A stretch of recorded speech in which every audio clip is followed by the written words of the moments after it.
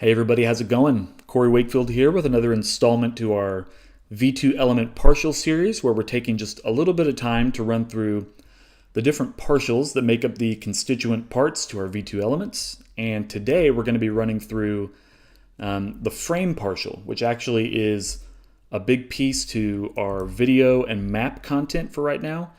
Not only for stylistic flourishes, but also for general just kind of sizing and positioning and getting things sitting just right within your content the way you want. So I've got a video called up here. I've just added a little embed code. And for a lot of applications, that might be the look you're after. Just a simple video, no, again, design flourishes or anything like that. But one thing that you might want to tweak is the sizing of that video and how it fits within the overall context of the container that it's in. So to do that, you're going to go up to this frame control set and click into here. And you can see from the beginning, it's a pretty straightforward little component.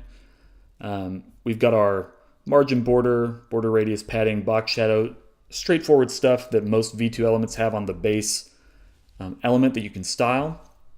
And we'll jump into that in a little bit here. And that's actually kind of where the frame gets its name. If you want to style an actual visual frame around your content, you can do that. But it also has to deal, or it also deals with the overall sizing and positioning of the content that you're working with. So this first little setup box is where we're going to spend a little bit of time right now. And it's really not that complex, but it packs a lot of power in what you can do with it. So we will start with this first option, which has to deal with how do you want to size the content that you're working with. So like I said, currently we're using the frame for maps and videos. I will say for videos, probably 100% of the time, you're going to want to leave it on this aspect ratio setting because that will maintain the intrinsic aspect ratio of that content. And so videos, you know, HD video these days by default has a 16:9 aspect ratio. You want to maintain that as users on a smaller screen are viewing your content. If you were to set that video with a fixed height, you can already see that part of our video got cut off there. You know, there's a little bit of content over here that's getting cut out. And also as I size my browser down, I'm now getting more content cut off by that height because it's not shrinking like it should when I have an intrinsic aspect ratio. So keeping this setting on for video, I would say 100% of the time is very important. You can use this fixed height setting for maps or use the aspect ratio setting for maps, and we'll go through that here in just a little bit, but definitely keep this on for video. The next thing you can do is set up a base font size, which you might use for keeping a consistent, you know, spacing scale going if you're using M's for everything, or you just like using those relative units. I personally like styling everything with M's if I can, for the most part, so I'll set kind of a base font size and do everything relatively from that. It just makes it real nice and easy to tweak things. And then the next piece you'll see here is our width and max width. So when you first add these videos, you will see that they've got a width of 100% and a max width of 500 pixels. And that's just because if we didn't have this on here and you added a video for the first time, it might, you know, feel super blown out. It might be a little kind of overwhelming, kind of like what just happened. You know, this big element just popped in place. So we have this max width on just while you're getting started to see the element, you know, to click into it, inspect it, start working with it. But for the most part, you might want a video that takes up the entire width of the container that it's in. Because usually the container that you're styling something in, whether it's a row or a column, it's going to be a lot skinnier than this full width setup we've got right here. So if you want to do that, you can set this to none. And you'll see that now my video is taking up only or all of the space available within that container. And then you can use the width and play around with, you know, using percentages to maybe give it a little bit of white space to the side if you don't already have some padding on your container. So use those options, you know, however you see fit based on the look you're trying to achieve. There's a lot you can do just with width and max width on there. I'll move this back down just so we can kind of see what we're working with. Going down to our content aspect ratio. Now this control will swap out, you'll notice, based on when I select aspect ratio or fixed height.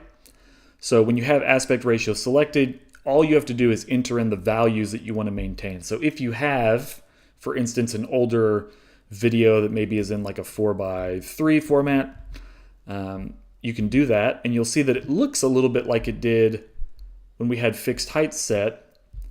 But you'll see that what's happening now is I'm still maintaining that 4:3 aspect ratio. So a very powerful little tool that's very easy to set up and adjust as needed. And then we have our background control. So if you adjust this just out of the box, you won't see anything change. And that is because to see this background on the frame element, what you really need to do, and I'll do like a kind of a gray so we can see it here. The first thing you need to do to see that background color is add some padding. So you'll notice that now that I've added padding to my frame, I've actually got a visible frame happening around my video content here. And we can, as with anything, tweak this, to exactly how we want. Maybe we'll adjust the border radius just a little bit. So we'll see a little bit of a visual radius there. And then all the same styling options you're used to. So we could add a border. We'll do solid, 1 pixel, and just kind of play around with those colors. So yeah, that's kind of how you can do stuff. Now personally, one look I kind of like using with the frame for is setting the background to white and then actually having no border on it, but then using like a box shadow as kind of a way to give us the impression of that space that the padding is taking up. So if I add a little blur here and then bump this out, now we can see that frame coming into focus. There we go. So that's a look I kind of like. And again, we can tweak our padding to bump it out a little bit more.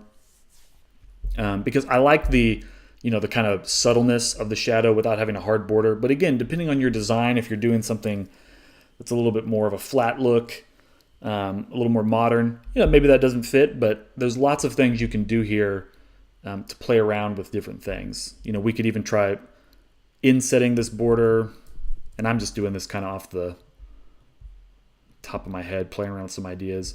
Might have a subtle shadow in like that, and then bring back our slightly gray video. Now we've got kind of this inset video effect. And then if we added a very subtle border again, we start just playing with kind of some depth, a little bit of contrast here and there. Lots of stuff you can do with that. We might even take our padding off. Let's remove this box shadow for now. Try experimenting with your border styles as well. So we might do a double border, make it 6. Actually get rid of my border radius. And let's make it like, oh wait, that's my background color. My bad. Let's try just something a little more bold here. So there, so we can start playing around with colors, shapes, different border styles, all sorts of stuff that you can work with to get a different look there. So that is essentially the frame when using it with videos, and all of the same options are available when you're using it with a map, which I'm going to add here right now. The only difference I would say is with a map, we switch over to Google, and let's jump out here to our little styling wizard. Let's just pick a style. And that's a new feature of our map shortcode, where you can take those, the JSON that's styling those maps from that styling wizard and paste it right in here and get that look. So this is a cool look right here. Again, we've got our kind of 500 pixel aspect ratio look here. And again, with our map, we're getting the resizing happening. But something you might want to try with a map too is you could do a fixed height. And then we could do no width there. And then I'm actually going to get rid of the spacing on this bar, top and bottom. And what you end up with that map is just a really great, imagine you're building out your content band for a content page, or a section for a content page, excuse me. Fixed heights are great for the maps because really they don't need to worry about content not being accessible, because we can move things around or tweak stuff as we need. But that's a really great look to play around with. And then of course you can also do the aspect ratio too, which will keep that sizing, that intrinsic ratio up and down as you size for different pages. So that is a really cool thing you can play around with. And really there's just so many options. So we could take all those same things we were trying around with the video and do it with the map. The main thing to keep in mind with the frame is that it has to deal with the overall sizing and positioning of the element that you're working with, videos or maps, and then general styling of that frame that you can place around it. And remember, to see that frame, we either need to add a border or add some padding so that we can see that background color shining through. And then you can play around with box shadows, things like that, to get all the depth you need there. One final thing I will say regarding the video: if you have a smaller video like this that is centered, or that you want centered rather, right now I'm in the header builder, so I'm actually using this container and the flex positioning in it to center my video. But if you're in the content builders, the columns that you're working with don't have that flex positioning as of right now. So if you do need to center really any content that's block level within a column for the content, what you'll do is come to this margin control and make sure you unlink the sides. And then we've got our top right, bottom left. You're going to set both your right and your left to auto. And what that does is it just pushes the content straight to the center of whatever container's holding it, and gives you that centered look. So just keep that in mind for any content that you need to position in the center of your columns or things like that. In the header and footer builders, we can use more of that flex positioning to get stuff exactly where we want, but keep this in mind for those other contexts. So yeah, that's really it. The frame is pretty straightforward, but there's a lot of power to it and a lot of things you can do. So we hope you guys found this helpful, and we look forward to bringing a couple more videos to y'all very soon. Thanks.